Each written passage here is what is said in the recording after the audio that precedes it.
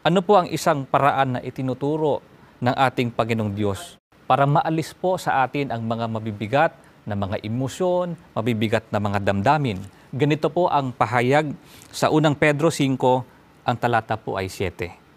Ipagkatiwala nyo sa Kanya ang lahat ng kabalisahan nyo dahil nagmamalasakit siya sa inyo. Ang salitang ipagkatiwala, ang katumbas po nito ay ilagak. Maaari din pong isuko o kaya ay ibigay. Ibigay natin ang lahat ng ating mga alalahanin, lahat ng ating takot, lahat ng sakit na ating nararamdaman, yung mga idinulot na negatibong emosyon ng mga nakalipas na. Hindi po natin kailangang pasanin ito habang buhay.